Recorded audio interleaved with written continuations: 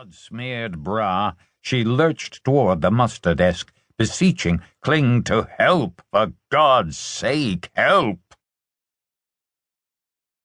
Patrolman Shanahan had wet feet. The rain had stopped some 10 minutes ago, but he'd been sloshing around in it all day now, or at least since 3:45 this afternoon when he had relieved Dunleavy on post, and his feet were wet, and he was developing a chill, and he'd probably be home in bed for a week with the miseries. He was a large man, Shanahan, looking even bigger in the black rain gear that billowed out from his massive shoulders like Batman's cape, or maybe Count Dracula's.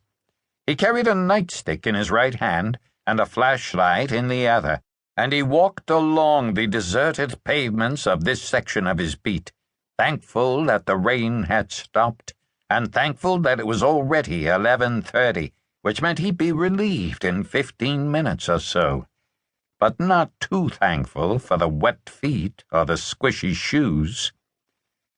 He was surprised to see the hand. The hand lay just outside the open doorway of an abandoned tenement.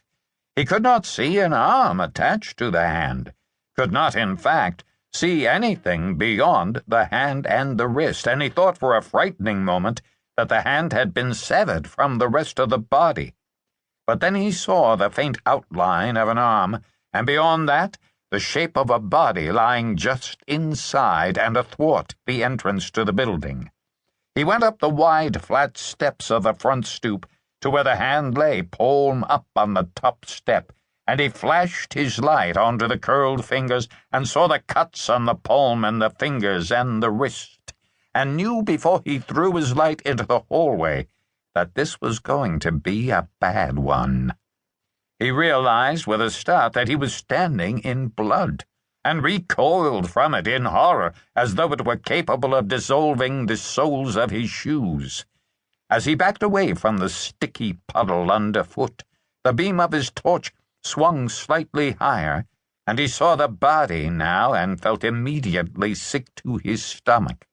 He looked over his shoulder quickly, perhaps because death was so suddenly palpable in that narrow cubicle, perhaps because he was embarrassed by his reaction and wanted to make certain no one had seen it. The girl lay on her back in the blood. She was perhaps 16 years old, and she had dark hair and brown eyes that were open wide and staring up at the ceiling overhead. The ceiling was bloated with water that seemed ready to burst through the plaster and inundate the small entryway. The girl was wearing a pink dress that had been slashed to tatters. The knife had been relentless, cutting through fabric and flesh indiscriminately, gashes crossing and crisscrossing, overlapping in frenzy and fury, open, angry trenches on her breasts and on her face. Shanahan turned away and vomited into his hand when he realized the girl's nose was hanging from her face by a single sliver of skin. Then he went to the box on the corner and called the precinct.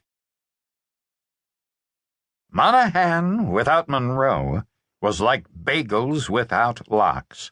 Carella hardly recognized the man without his partner.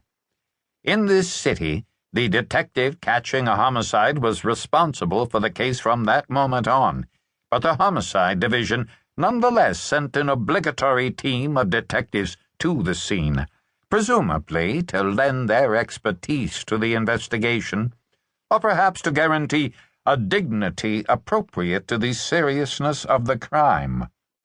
Monahan and Monroe worked as a team out of homicide, but tonight there was only Monahan, and he sounded like a voice without an echo, looked like a body without a shadow.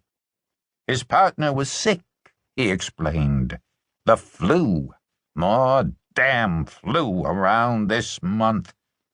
Wearing a black overcoat, white handkerchief in the breast pocket, black snap-brim fedora, black leather gloves, white silk muffler, black boat.